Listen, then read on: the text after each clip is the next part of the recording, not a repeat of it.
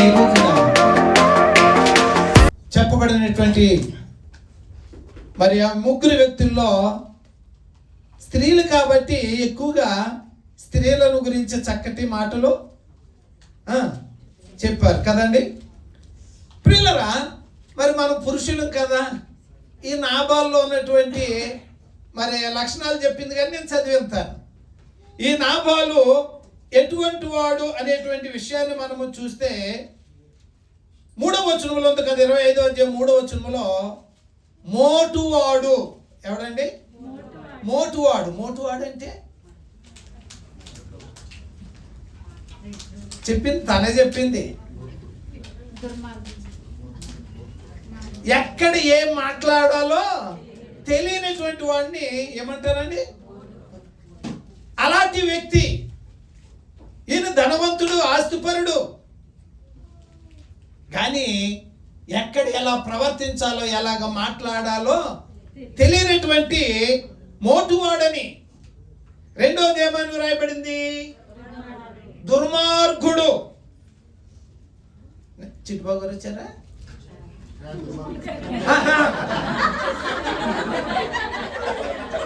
ఆయన నేను ఒక మాట అన్నాడు, బరబ్బా ఎవరంటే దుష్టుడు అన్నాడు అని. అంటే ఆయన అక్కడి నుంచి గట్టిగా ఏమన్నారు?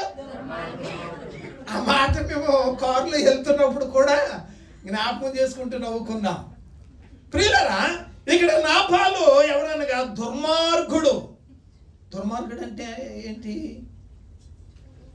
ఇంకా మంచి చెడు తెలియదో అక్కడ మరి ఎలాగా మరితో అట్లాగా మాట్లాడటం, అంతేకాకుండా అవసరమైతే వాళ్ళని అక్కడ మంచి వారిని కూడా కొట్టేటువంటి పరిస్థితి. దుర్మార్గుడు. మూడవదిగా చూస్తే 17వ వచనంలో 25వ అధ్యాయము 17వ వచనంలో ఏమని రాయబడింది? అతని ఇంటి వారందరికీ వారి కీడు చేయ నిశ్చయించున్నారు గనుక ఇప్పుడు నీవు చేయవలసిన దానిని బహు జాగ్రత్తగా ఆలోచించుము. మన యజమానుడు బహు పనికి మాలిన వాడు. ఎవరండి ఈ మాట? ఎవరు చెప్తున్నారు? పనివాడు చెప్తా ఉన్నాడు. మన యజమానుడు ఎవరి దగ్గర చెప్తున్నాడు? అబిగైల్ దగ్గర. ఎవరైనా తన భర్త గురించి అలా చెప్తుంటే ఊరుకుంటానండి? ప్రియులారా, ఇక్కడ చూస్తే మన యజమానుడు మామూలు పనికి మాలినోడు కాదంటండి, బహు పనికి మాలిన వాడు. ఓహో నేను మంచోడ్నే అని ఒకేళ మనము ఎగురు. కానీ వాక్యంలో ఒక మాట రాయబడింది. రోమాపత్రిక 3వ అధ్యాయము 12వ వచనంలో ఒక మాట చదువుదాం. రోమాపత్రిక 3వ అధ్యాయం 12వ వచనం. ఇంకా దొరకలేదా? అందరూ త్రోవ తప్పి ఏంటండి ఏకముగా పనికి మాలిన వారయ్యిరి. అందరూ కొందరండి. మేలు చేయవాడు ఒకడును లేడు. ప్రియులారా, అంటే మేలు చేయనటువంటి వాడు, ప్రభువుని నమ్మనటువంటి వారందరూ కూడా వారి గురించి ఏమి రాయబడిందంటే పనికి మాలిన వారు. సాధారణంగా తల్లిదండ్రులు తమ యొక్క పిల్లల్ని ఏమని తిడుతుంటారు? పనికి మాలోడా ఏమంటారండి? అలా తిడతా తిట్లు నిజంగానే పెద్దోడైన తర్వాత వాడు ఏమైపోతాడు? కనుక దయచేసి ఎప్పుడు కూడా తల్లులు మీ పిల్లల మీద కోపం వచ్చినప్పుడు వాళ్ళని తిట్టొద్దండి. పనికి మాలోడా అని ఇంకా రకరకాలుగా తిడతారు. అలా తిట్టొద్దు. ప్రేమతో వాళ్ళని నచ్చ చెప్పుకోవాలి.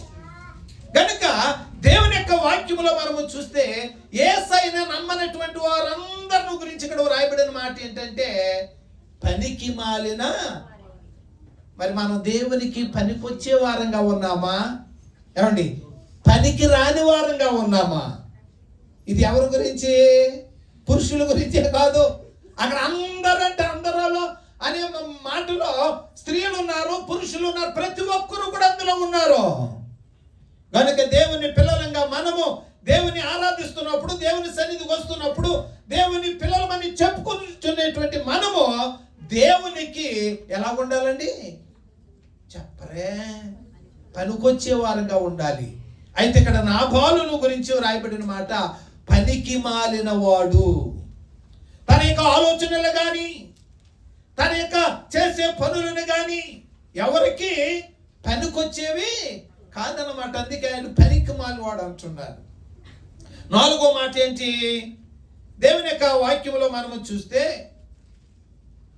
21వ వచనాన్ని చదువుదాం. అంతకు మునుపు దావీదు నాబాలునకు కలిగిన తన అంతటిలో ఏది కూడా పోకుండా ఆస్తి అంతయు నేను వ్యర్థముగా కాయుచు వచ్చి తిని. గమనించండి, ఉపకారమునకు నాకు అపకారము. ఎవరండి ఈయన? చెప్పాలి. అదే అపకారి, అపకారము చేసేవాడు. చాలా మంది, మొన్న ఒక ఆయన అన్నాడు, పాస్టర్ గారండి ఆయన బాధ చూడలేక ఎంతో మందిని అడిగాడు అవసరం కొరకు. 3,000 దరమ్స్ చాలా అవసరం అంటండి. వీజా నిమిత్తము కట్టకపోతే నాకు వీజా అవ్వదు. ఏం చేయాలండి? నేను మధ్యవర్తిగా ఉండి 3,000 ఇప్పించాను. ఎన్ని వేలు ఇప్పించాడండి? 3,000 ఇప్పించాడు పాప మధ్యవర్తిగా ఉండి. చక్కగా వెళ్ళి 3,000 ఇచ్చి వీజా ఇచ్చుకున్నాడు, మంచి పని చేసుకుంటున్నాడు. వెళ్ళారు, నాయన మరి నా డబ్బుల సంగతి ఏంటంటే, నువ్వు నాకు ఎప్పుడు ఇచ్చావు? అంతేకాకుండా భయంకరమైనటువంటి బూతులు తిట్టి కొట్టేంత కాడికి వెళ్ళాడు అంటండి. ఏం చేస్తే?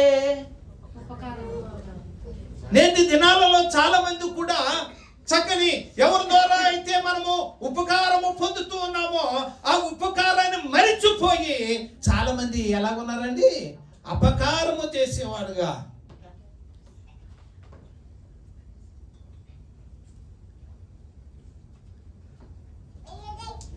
కనుక ప్రియులరా,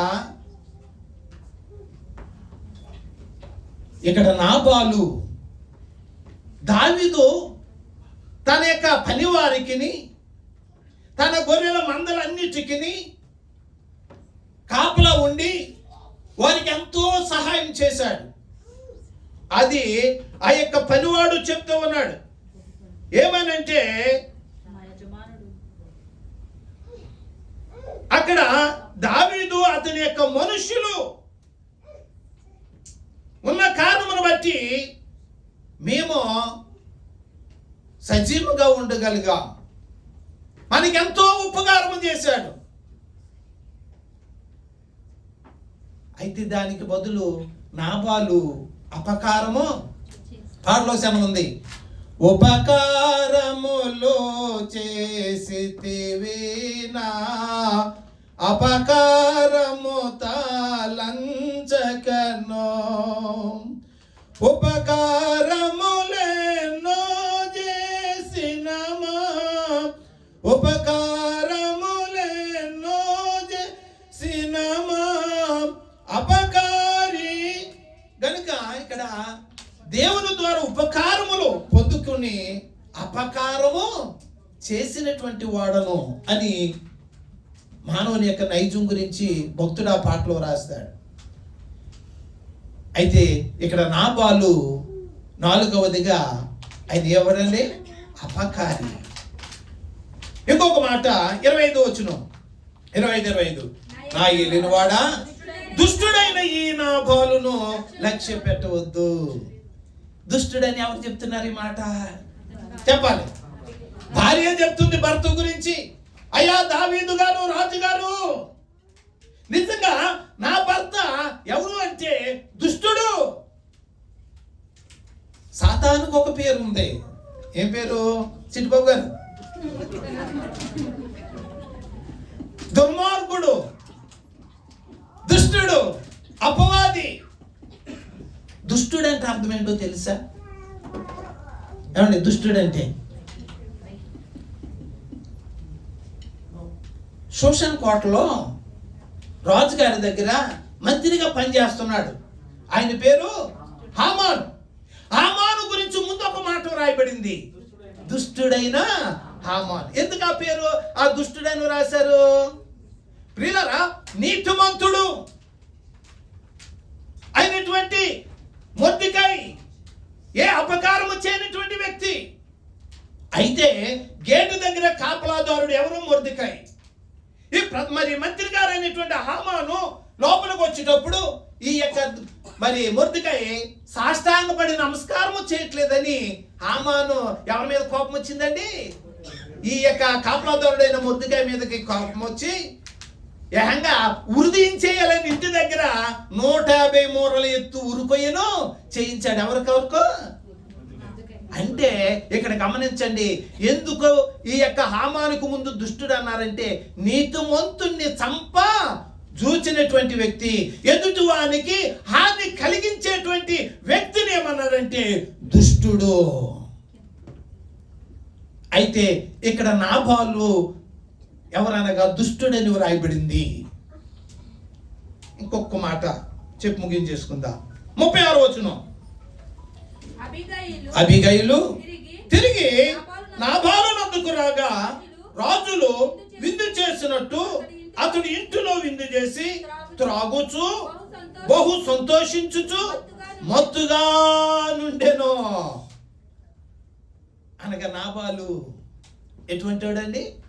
ఇక్కడ త్రాగుచు మత్తులో ఉన్నాడు, అనగా త్రాగుబోతు.